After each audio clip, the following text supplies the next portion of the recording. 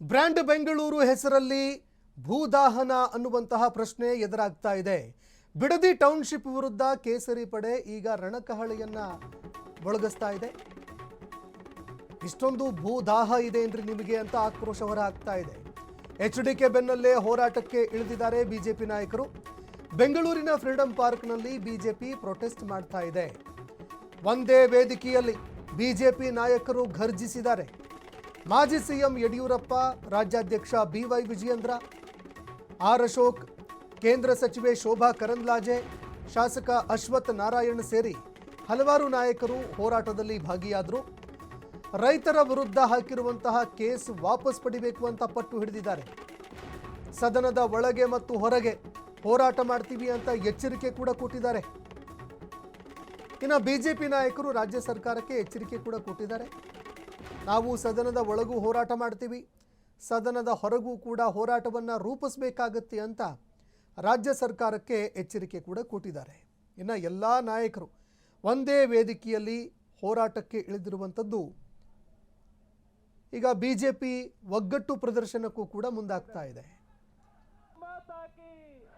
ರೈತ ವಿರೋಧಿ ಸರ್ಕಾರಕ್ಕೆ ಜ್ವರ ಕೇಳಬೇಕು. ರೈತ ವಿರೋಧಿ ಸರ್ಕಾರಕ್ಕೆ, ರೈತರ ಮೇಲೆ ಸಾಕುವ ಸರ್ಕಾರಕ್ಕೆ, ರೈತರಿಗೆ ಬರಕ್ಕೆ ಏನೇನು ನ್ಯಾಯ ಪೈಸೆ ಕೊಡದಾದ್ಯಂತ ಪ್ರವಾಸದಲ್ಲಿರ್ತಕ್ಕಂಥ ಶ್ರೀಯುತ ವಿಜಯೇಂದ್ರ ಅವರು ಮಾತಾಡಬೇಕು ಅಂತ ವಿನಂತಿ. ಮುಂದೆ ಬರುವಂತ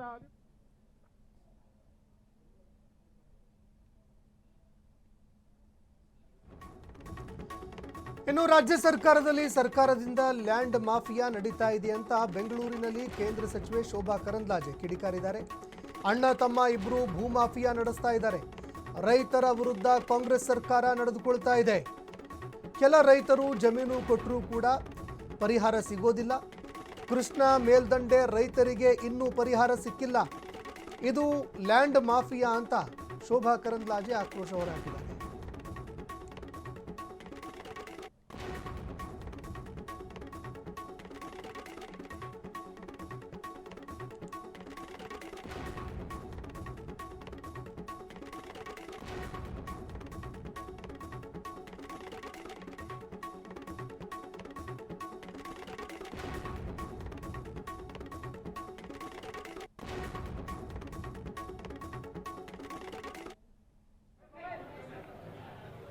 ಲ್ಯಾಂಡ್ ಮಾಫಿಯಾ ಸರ್ಕಾರ ನಡೆಸ್ತಾ ಇದೆ. ಇಷ್ಟು ದಿನಗಳ ಕಾಲ ನಾವು ಹೇಳ್ತಾ ಇದ್ದೀವಿ, ಒಂದು ಲಾಬಿ ಸರ್ಕಾರ ನಡೆಸ್ತಿದೆ. ಅದು ಒಂದು ಕಾಲದಲ್ಲಿ ಶರಾಬ್ ಮಾಫಿ ಇತ್ತು, ಒಂದು ಕಾಲದಲ್ಲಿ ಭೂ ಮಾಫಿಯಾ ಇತ್ತು, ಬೇರೆ ಬೇರೆ ಮಾಫಿಯಾಗಳು ಸರ್ಕಾರ ಚಲಾಯಿಸ್ತಿದ್ವು. ಆದರೆ ಇವತ್ತು ಮೊದಲ ಬಾರಿಗೆ ಕರ್ನಾಟಕ ರಾಜ್ಯದಲ್ಲಿ ಭೂ ಮಾಫಿಯಾ ಖುದ್ದು ಸರ್ಕಾರ ಚಲಾಯಿಸ್ತಾ ಇದೆ. ಅಣ್ಣ ತಮ್ಮಂದ್ರು ಇಬ್ರು ಭೂ ಮಾಫಿಯಾದ ದೊಡ್ಡ ಲೀಡರ್ಸು. ಅವರಿಗೆ ಒಟ್ಟು ಬೆಂಗಳೂರಿನ ಜಮೀನು ಬೇಕು, ಯಾರದೇ ಜಮೀನು ಇರಲಿ ಕಿತ್ಕೋಬೇಕು. ಇದು ಇಲ್ಲಿ ಇವತ್ತು ನಡೀತಾ ಇರುವಂಥದ್ದು. ಬಿಡದಿ ಟೌನ್ಶಿಪ್ ವಿರುದ್ಧವಾಗಿ 438 ದಿನದಿಂದ ರೈತರು ಪ್ರತಿಭಟನೆ ಮಾಡ್ತಾ ಇದ್ದಾರೆ. ನಾವು ಜಮೀನು ಕೊಡಲ್ಲ ಅಂತ ಹೇಳ್ತಿದ್ದಾರೆ. ಆದರೆ ಸರ್ಕಾರ ಫೈನಲ್ ನೋಟಿಫಿಕೇಶನ್ ಹೊರಡಿಸಿದೆ. ರೈತರ ವಿರುದ್ಧವಾಗಿ ಸರ್ಕಾರ ಮಾಡ್ತಾ ಇದೆ, ಸರ್ಕಾರ ಮಾತಾಡ್ತಾ ಇದೆ. ಮಾತಾಡೋದಕ್ಕೆ ಹೇಳ್ತೀವಿ, ಯಾರು ಜಮೀನು ಸ್ವ ಇಚ್ಛೆಯಿಂದ ಕೊಡ್ತಾರೆ ಅವ್ರದ್ದು ಅಂತೇಳಿ. ಆದರೆ ಫೈನಲ್ ನೋಟಿಫಿಕೇಶನ್ ಹೊರಡಿಸಿದ್ದೀರಿ.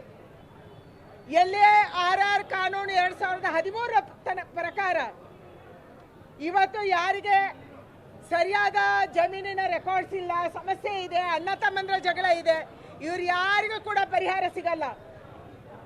ಯಾವುದೋ ಕೃಷ್ಣಾ ಮೇಲ್ದಂಡೆ ಯೋಜನೆಯಲ್ಲಿ, ಕಬಿನಿ ಯೋಜನೆಯಲ್ಲಿ ಇವತ್ತಿಯೇ ಕೂಡ ನಮ್ಮ ರೈತರು ಬಾಗಲಕೋಟೆ, ಬಿಜಾಪುರ, ಮೈಸೂರು ಭಾಗ, ಚಾಮರಾಜನಗರದಲ್ಲಿ ಪರಿತಪಿಸ್ತಾ ಇದ್ದಾರೆ.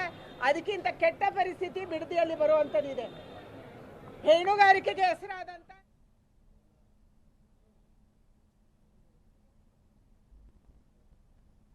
ಇನ್ನು ಇದೇ ವಿಚಾರಕ್ಕೆ ಸಂಬಂಧಪಟ್ಟಂತೆ ಅರವಿಂದ್ ಬೆಲ್ಲದವರು ಮಾತನಾಡ್ತಾ ಇದ್ದಾರೆ. ಏನು ಹೇಳ್ತಾ ಇದ್ದಾರೆ ಕೇಳಿ. ಭಾರತ್ ಮಾತಾ ಕಿ. ಅನ್ನ ಕೊಡುವ ರೈತನ ಮನೆಗೆ ಕನ್ನ ಹಾಕಿರುವ ಸರ್ಕಾರಕ್ಕೆ, ಅನ್ನ ಕೊಡುವ ರೈತನ ಮನೆಗೆ ಕನ್ನ ಹಾಕಿರುವ ಸರ್ಕಾರಕ್ಕೆ,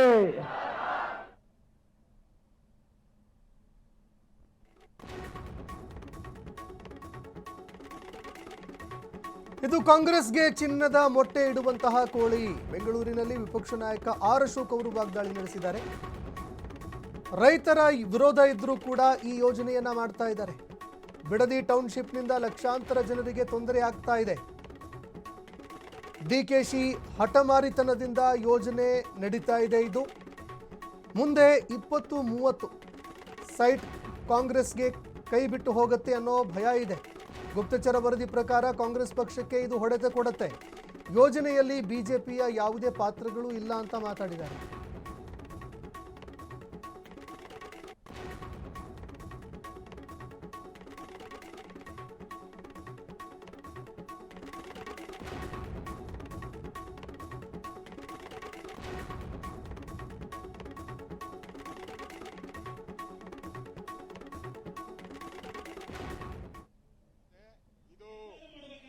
ಕಾಂಗ್ರೆಸ್ ಪಾರ್ಟಿಗೆ ಚಿನ್ನದ ಮೊಟ್ಟೆಯನ್ನ ಇಡುವಂತ ಒಂದು ಪ್ರಾಜೆಕ್ಟ್.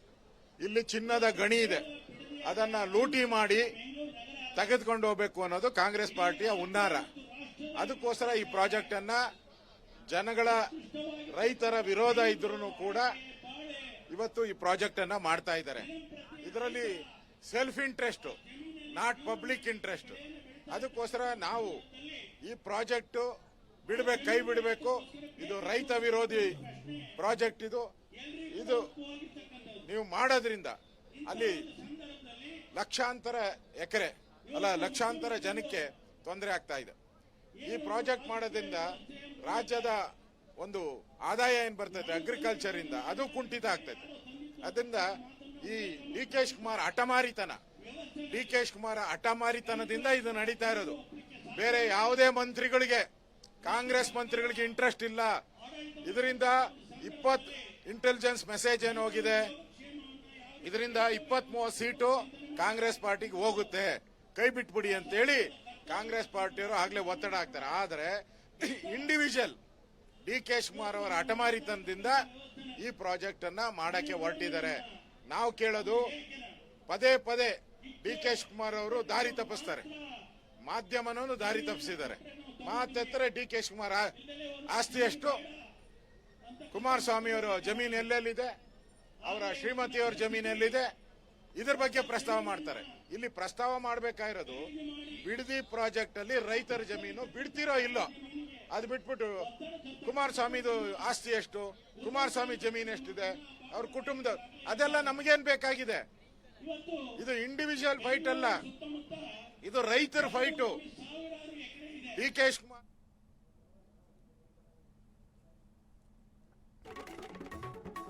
ಇನ್ನು ಯೋಜನೆ ವಿರುದ್ಧ ರೈತರು ಬೀದಿಗೆ ಇಳಿದಿದ್ದಾರೆ. ಡಿ ಕೆ ಶಿವಕುಮಾರ್ ರೈತರ ಹಿತಾಸಕ್ತಿಯನ್ನ ಕಾಪಾಡ್ತಾ ಇಲ್ಲ. ಬೆಂಗಳೂರಿನಲ್ಲಿ ರಾಜ್ಯಾಧ್ಯಕ್ಷ BY ವಿಜಯೇಂದ್ರ ಆಕ್ರೋಶ ಹೊರಹಾಕಿದ್ದಾರೆ. ಡಿಕೆಶಿ ಅವರೇ, ಇನ್ನು ಮುಂದೆ ನಿಮ್ಮ ನಾಟಕವನ್ನ ನಿಲ್ಲಿಸಿ, ನೀವು ನಾಟಕ ಬಂದ್ ಮಾಡಿ ರೈತರ ಹಿತಾಸಕ್ತಿಯನ್ನ ಕಾಪಾಡಿ. ಸರ್ಕಾರಿ ಜಮೀನು ಇರುವಂತಹ ಕಡೆ ಯೋಜನೆ ಮಾಡಿ. ಫಲವತ್ತಾಗಿರುವಂತಹ ರೈತರ ಜಮೀನೇ ನಿಮಗೆ ಬೇಕಾ? BY ವಿಜಯೇಂದ್ರ ಡಿಕೆ ಶಿವಕುಮಾರ್ ಅವರ ವಿರುದ್ಧ ಆಕ್ರೋಶ ಹೊರಹಾಕಿದ್ದಾರೆ. ದಬ್ಬಾಳಿಕೆ ಮಾಡಿ ಯೋಜನೆ ಮಾಡುವಂಥದ್ದು ಬೇಡ ಅಂತ ಡಿಕೆ ಶಿವಕುಮಾರ್ ಅವರಿಗೆ ಸಲಹೆ ಕೊಟ್ಟಿದ್ದಾರೆ.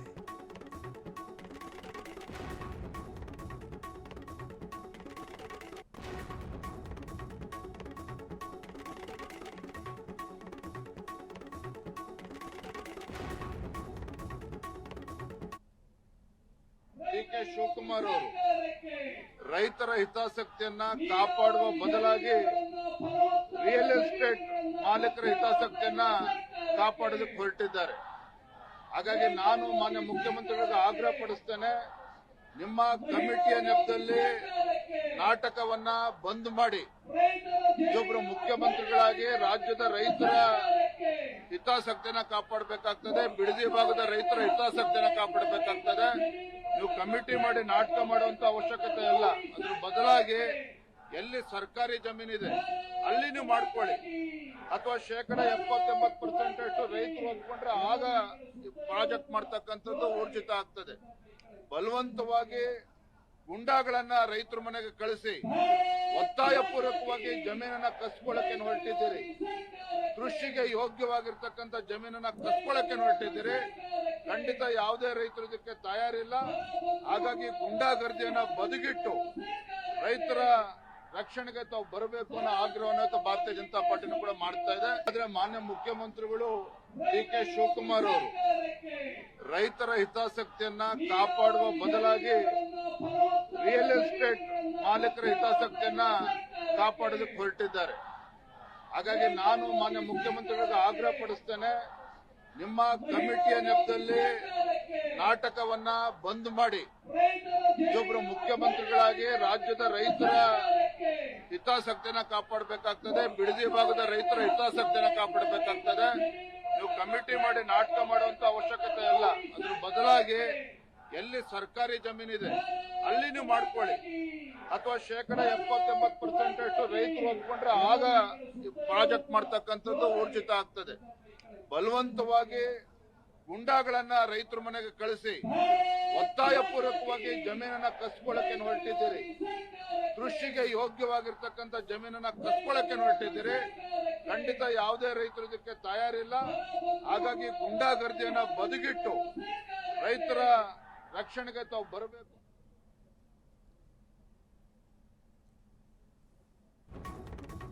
ಇನ್ನು ಬಿಡದಿ ಟೌನ್ಶಿಪ್ ಸಂಪೂರ್ಣವಾಗಿ ರಿಯಲ್ ಎಸ್ಟೇಟ್ ಅಷ್ಟೇ. ಇದು ಡಿಕೆಶಿ ಅವರ ರಿಯಲ್ ಎಸ್ಟೇಟ್ನ ಯೋಜನೆ. ಇದು ಬೆಂಗಳೂರಿನಲ್ಲಿ ಅರವಿಂದ್ ಬೆಲ್ಲದ್ದವರು ಗುಡುಗಿದ್ದಾರೆ ಡಿಕೆ ಶಿವಕುಮಾರ್ ಅವರ ವಿರುದ್ಧ. ಕೂಡಲೇ ಸರ್ಕಾರ ಈ ಯೋಜನೆಯನ್ನ ಕೈ ಬಿಡಬೇಕು. ನೆಲಮಂಗಲದಲ್ಲಿ ಸಾಕಷ್ಟು ಸರ್ಕಾರಿ ಜಮೀನಿದೆ. ಉತ್ತರ ಕರ್ನಾಟಕದ ಕಡೆಯೂ ಕೂಡ ಅಭಿವೃದ್ಧಿಗಳನ್ನ ಮಾಡಿ. ವಿಧಾನಸಭೆ ವಿಪಕ್ಷ ಉಪನಾಯಕ ಅರವಿಂದ್ ಬೆಲ್ಲದವರು ಕಿಡಿಕಾರಿದ್ದಾರೆ. ನೀವು ಇದೇ ಒಂದು ಯೋಜನೆನ ಉತ್ತರ ಕರ್ನಾಟಕದಲ್ಲಿ ಮಾಡಬಹುದು ಅಂತ ಅವರು ಮಾತಾಡಿದ್ದಾರೆ.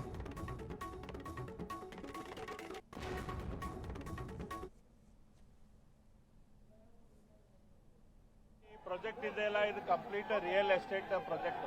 ಡಿ.ಕೆ. ಶಿವಕುಮಾರ್ ಅವರು ಬಂದ ಕೂಡಲೇ ಇಂಥ ಪ್ರಾಜೆಕ್ಟ್ಗಳನ್ನು ಅವರು ತಗೊಂಬಂದಿದ್ದಾರೆ. ಅವ್ರಿಗೆ ರೈತರ ಬಗ್ಗೆ, ಸಮಾಜದ ಬಗ್ಗೆ, ಜನರ ಬಗ್ಗೆ ಯಾವುದೇ ಕಾಳಜಿ ಇಲ್ಲದಂತ ಸರ್ಕಾರ. ಹಾಗಾಗಿ ಈ ರಿಯಲ್ ಎಸ್ಟೇಟ್ ಪ್ರಾಜೆಕ್ಟ್ ಅನ್ನು ಅವ್ರು ಕೈ ಬಿಡಬೇಕು. ಬೆಂಗಳೂರು ಹತ್ತಿರ ಸ್ಯಾಟಲೈಟ್ ಟೌನ್ ಮಾಡ್ಲಿಕ್ಕೆ ಬೇರೆ ಒಣ ಜಾಗಗಳದಾವ್. ನೆಲಮಂಗಲ ಹತ್ತಿರ ಸುಮಾರು 4,000 ಎಕರೆ ಸರ್ಕಾರದ ಜಾಗ ಐತೆ. ಅಲ್ಲಿ ಮಾಡ್ಲಿ ಅವರು ಟೌನ್ಶಿಪ್. ಅದನ್ನ ಬಿಟ್ಟು ಇದು ರೈತರ ಜಮೀನನ್ನ ಕೊಳ್ಳೆ ಹೊಡೆಯುವಂತ ಕೆಲಸ ಮಾಡಬೇಡ್ರಿ ಅಂತ ಇದು ನೋಡ್ರಿ. ಈ ಪ್ರಾಜೆಕ್ಟ್ ಇದೆಯಲ್ಲ, ಇದು complete real estate project. D K. Shivakumar ಅವರು ಬಂದ ಕೂಡಲೇ ಇಂಥ ಪ್ರಾಜೆಕ್ಟ್ಗಳನ್ನು ಅವರು ತಗೊಂಬಂದಿದ್ದಾರೆ. ಅವ್ರಿಗೆ ರೈತರ ಬಗ್ಗೆ, ಸಮಾಜದ ಬಗ್ಗೆ, ಜನರ ಬಗ್ಗೆ ಯಾವುದೇ ಕಾಳಜಿ ಇಲ್ಲದಂತ ಸರ್ಕಾರ. ಹಾಗಾಗಿ ಈ ರಿಯಲ್ ಎಸ್ಟೇಟ್ ಪ್ರಾಜೆಕ್ಟ್ ಅನ್ನು ಅವ್ರು ಕೈ ಬಿಡಬೇಕು. ಬೆಂಗಳೂರು ಹತ್ತಿರ ಸ್ಯಾಟಲೈಟ್ ಟೌನ್ ಮಾಡ್ಲಿಕ್ಕೆ ಬೇರೆ ಒಣ ಜಾಗಗಳದಾವ್. ನೆಲಮಂಗಲ ಹತ್ತಿರ ಸುಮಾರು 4,000 ಎಕರೆ ಸರ್ಕಾರದ ಜಾಗ ಐತೆ. ಅಲ್ಲಿ ಮಾಡ್ಲಿ ಅವರು ಟೌನ್ಶಿಪ್. ಅದನ್ನ ಬಿಟ್ಟು ಇದು ರೈತರ ಜಮೀನನ್ನ ಕೊಳ್ಳೆ ಹೊಡೆಯುವಂತ ಕೆಲಸ ಮಾಡಬೇಡ್ರಿ ಅಂತ ಇದು ನೋಡ್ರಿ. ಈ ಪ್ರಾಜೆಕ್ಟ್ ಇದೆಯಲ್ಲ, ಇದು complete real estate project. D K. Shivakumar ಅವರು ಬಂದ ಕೂಡಲೇ ಇಂಥ ಪ್ರಾಜೆಕ್ಟ್ಗಳನ್ನು ಅವರು ತಗೊಂಬಂದಿದ್ದಾರೆ. ಅವ್ರಿಗೆ ರೈತರ ಬಗ್ಗೆ, ಸಮಾಜದ ಬಗ್ಗೆ, ಜನರ ಬಗ್ಗೆ ಯಾವುದೇ ಕಾಳಜಿ ಇಲ್ಲದಂತ ಸರ್ಕಾರ. ಹಾಗಾಗಿ ಈ ರಿಯಲ್ ಎಸ್ಟೇಟ್ ಪ್ರಾಜೆಕ್ಟ್ ಅನ್ನು